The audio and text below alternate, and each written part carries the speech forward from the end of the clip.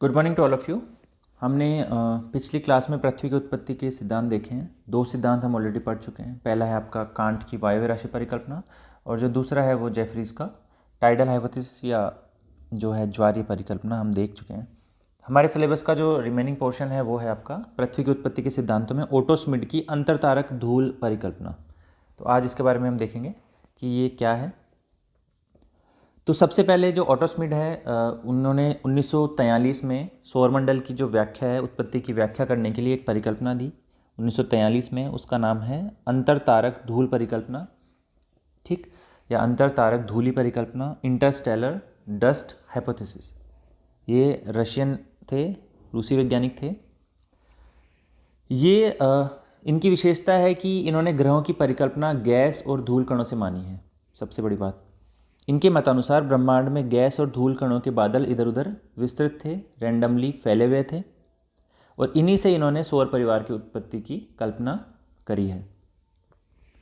Gas और धूल कणों के विषय में इन्होंने बताया कि जो इनकी उत्पत्ति हुई है वो किस प्रकार हुई है। जो तारे थे, ठीक है, तारों से जो भी परमाणु अणु और जो भी निकल रहा था, उनसे जो भी पदार्थ निकल रहे थे, जो भी पदार्थ निःसृत हो रहे थे, उन पदार्थों के घनीभूतीकरण से, उन पदार्थों के सॉलिडिफिकेशन होने से इसकी उत्पत्ति हुई है। ओटो श्मिड की मान्यता है कि पहले से मौजूद सूर्य ने ऐसे ही एक गैसीय और धूल कणों के पुंज को अपनी गुरुत्वाकर्षण शक्ति द्वारा आकर्षित कर लिया, और ये जो पुंज था इसी ने धीरे धीरे ग्रहों का निर्माण किया। ठीक है, ये जो धूल कण थे, ये धूल कण जो है गुरुत्वाकर्षण के कारण आकर्षित हुए, और इसी आकर्षण के कारण ये जो धूल कण है बाद में इनसे ग्रह और उपग्रहों का निर्माण होता है। तो कैसे होता है वो देखते हैं।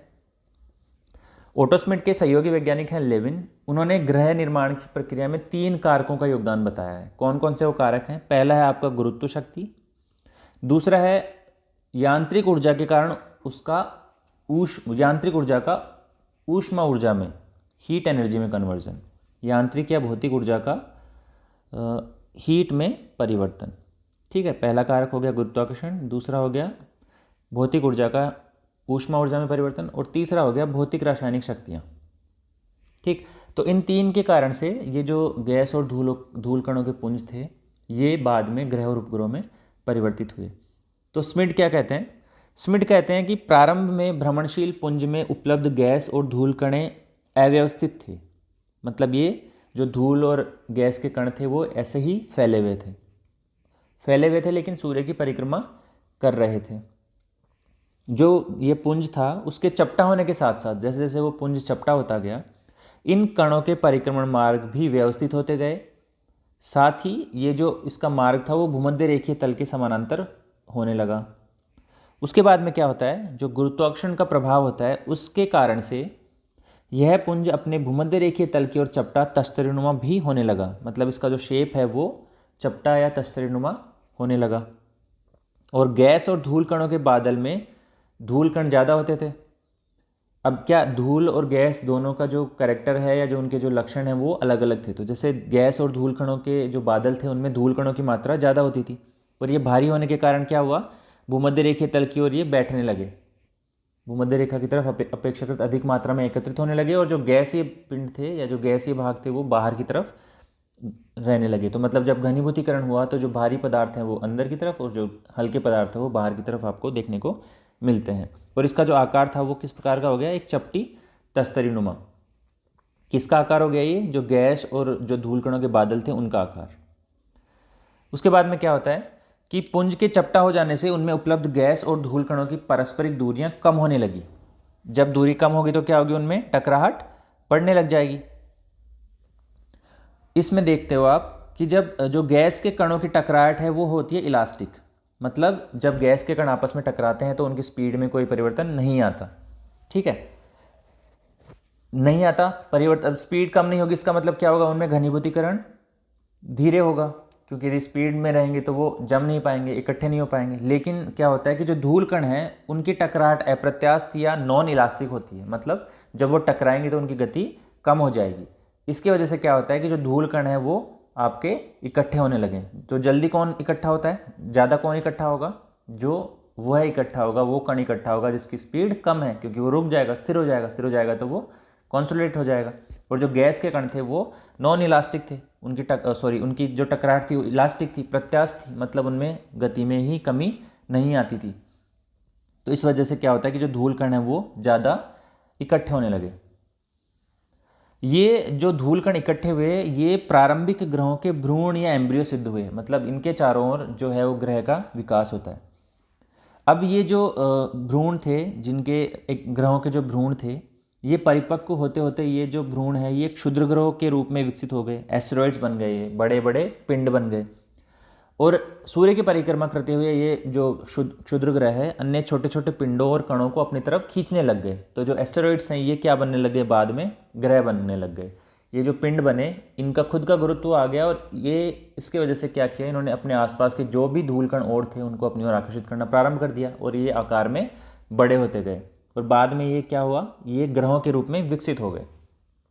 ठीक है, जैसे आप ये देखोगे ना, पहले ये अव्यवस्थित रूप से फैले हुए थे धूल कण और गैस के कण, उसके बाद में जो धूली कण है वो पहले धीरे धीरे जमने लग गए और वो जम जम के उन्होंने क्या किया, ऐसे धीरे धीरे करके एक एम्ब्रियो या भ्रूण का निर्माण प्रारंभ कर दिया। और वो भ्रूण का निर्माण जब प्रारंभ होता है तो क्या होता है, भ्रूण जब बनता है तो उसके चारों तरफ और भी धूल कण थे वो उसके आकर उसके ऊपर जमने लग गए, उसके आकर्षण या गुरुत्वाकर्षण के कारण उससे आकर्षित होकर वो क्या करे, बाद में उन्होंने नए ग्रहों का निर्माण किया। ग्रह निर्माण की ये जो प्रक्रिया थी उसमें क्या हुआ, उसके बाद भी वो प्रक्रिया चालू रही और जो गैस और धूल कणों के पुंज थे उन्होंने बाद में उपग्रह भी बनाए। ठीक है, पहले ग्रह बन गए और ग्रह के बनने के बाद में वो जो गैस पुंज थे वैसी ही प्रक्रिया चालू रही और उपग्रहों का निर्माण भी होने लगा। अब इस सिद्धांत की जो ओटो स्मिट की अंतरतारक धूल परिकल्पना है जो उन्होंने 1943 में दी, उसके कुछ विशेषताएं हैं जो इसको प्रामाणिकता प्रदान करती हैं। क्या है, सबसे पहली बात तो ये कब आई 1943 में, 1943 में। तो इस समय तक बहुत सारे तथ्य ब्रह्मांड के बारे में हमें पता चल गए थे, तो ये कुछ नवीन तथ्यों को समावेशित अपने सिद्धांत में करती है। ठीक है, परिकल्पना ग्रहों के समकालीन होने की प्रमाणिक करती है, मतलब सारे ग्रह एक ही समय पे निर्मित हुए हैं उसकी प्रमाणित करती है ये। उसके बाद में ओटो स्मिट ने बताया कि जब गैस और धूल कण तस्तरी के रूप में संगठित हो गए तो सूर्य की किरणें इन्हें भेद कर अधिक दूर तक नहीं जा सकती थी। इसी वजह से ये बोलता है कि तस्तरी के सूर्योन्मुखी भाग में भारी तत्वों वाले ग्रह बने, जैसे बुध, शुक्र, पृथ्वी और मंगल, और इनकी जो संरचना है उसमें लोहा, निकिल, सिलिका, एल्यूमिनियम आदि की अधिकता है, मतलब इनका जो घनत्व है वो ज़्यादा है। इसके विपरीत जो तस्तरी था उसके ऑपोजिट भाग में जो ग्रह बने जैसे बृहस्पति, शनि, अरुण, वरुण और यम जो कि अभी ड्वार्फ प्लेनेट है, ये हल्के तत्वों से मिलकर बने हैं। ठीक है, तो इनका जो वितरण है उसको भी ये बताने की इससे कैसे ये इनका वितरण प्रभावित हुआ सूर्य से दूरी के आधार पर, वो ये बताने की कोशिश करते हैं। ये बोल रहे हैं कि जो सूर्योन्मुखी भाग है वो भारी तत्व हैं और जो सूर्य के बाहर वाले जो भाग थे उनसे जो बने हैं वो आपके सूर्य विमुखी भाग से जो बाह्य ग्रह निर्मित हुए हैं वो आपके हल्के तत्वों से मिलकर बने हैं। इसके साथ ही स्मिट ने बताया कि गैस और धूल कणों तथा इनके पारस्परिक टकराव के कारण उनकी परिक्रमण गति का सामान्यीकरण हो गया। ठीक है, इसके वजह से क्या हुआ कि लगभग सभी ग्रहों का परिक्रमण पथ जो है वो लगभग वृत्ताकार या दीर्घवृत्ताकार है। ठीक, ये उनके कक्ष को भी स्पष्ट करते हैं।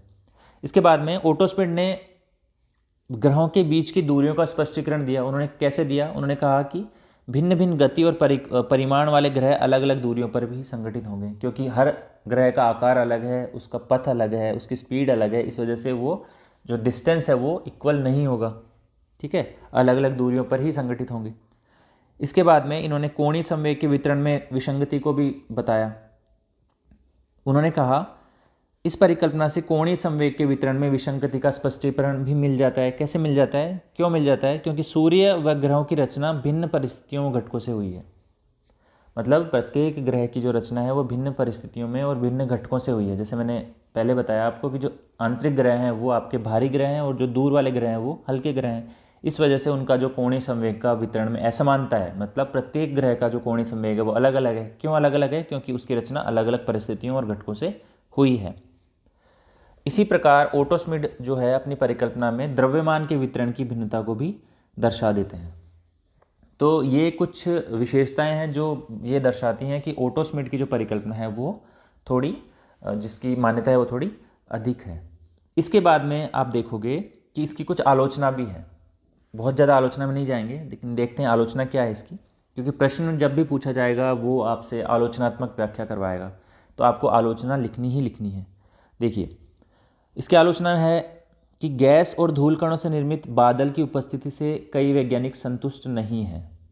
जिस बेसिस को लेके, जिस बेसिक कॉन्सेप्ट को लेके ये अपने सिद्धांत स्टार्ट करते हैं, ये कहते हैं कि गैस और धूल कणों के बादल विद्यमान हैं। तो वो बादल है या नहीं है, इसकी उपस्थिति को लेके भी बहुत से वैज्ञानिक क्वेश्चन मार्क इस पर लगाते हैं। एक विद्वान हुए हैं, उनका नाम है सेफ्रोनोव। सेफ्रोनोव ने आपत्ति की है कि अंतरिक्ष में तारों की अत्यधिक दूरी के कारण सूर्य द्वारा गैस और धूल कणों के बादल को आकर्षित करना संभव नहीं लगता। देखो, यदि ऐसा पॉसिबल होता तो बहुत सारे एस्टेरॉइड्स हैं जो अभी वर्तमान में भी एग्जिस्ट हैं, या बहुत सारे धूल के कण अभी भी घूम रहे हैं, तो वो किसी ग्रह से आकर्षित नहीं हो रहे हैं। तो सेम चीज़ सेफ्रोनोव बोलते हैं कि अंतरिक्ष में तारों की इतनी अधिक दूरी है कि सूर्य द्वारा गैस और धूल कणों के बादल को अपने तरफ आकर्षित करना संभव नहीं होगा। ठीक है। साथ ही एक और इसकी आलोचना है, इस परिकल्पना के अनुसार ग्रहों की प्रारंभिक अवस्था शीतल और ठोस मानी गई है। इस तथ्य से कई जियोलॉजिस्ट या भूगर्भ शास्त्री सहमत नहीं है, क्योंकि वो इसकी जो ग्रह हैं उनकी प्रारंभिक अवस्था को गैसीय या तरल रूप में मानते हैं। ठीक है। तो एक इसकी बहुत बड़ी आलोचना है कि ये जो है ग्रहों को प्रारंभिक अवस्था में ही शीतल और ठोस मानता है। ठीक है। तो ये आपकी कुछ आलोचनाएं हैं ओटो श्मिड की अंतरतारक धूलि परिकल्पना को। तो इस प्रकार आप देखोगे कि हमने जो पृथ्वी की उत्पत्ति के सिद्धांत हैं उनमें 3 सिद्धांत देख लिए। कांट की वायव्य राशि परिकल्पना, जेफरीज की हमने देखी टाइडल हाइपोथेसिस या ज्वारीय परिकल्पना, और ओटो श्मिड की हमने देखी अंतरतारक धूलि परिकल्पना। तो इस प्रकार से जो पृथ्वी की उत्पत्ति के सिद्धांत थे ये खत्म होते हैं। अभी हम नेक्स्ट जो क्लास लेंगे उसमें लेंगे पृथ्वी की आंतरिक संरचना, और उसके बारे में हम थोड़ा सा डिटेल में बात करेंगे। तो अभी के लिए इतना ही। Thank you.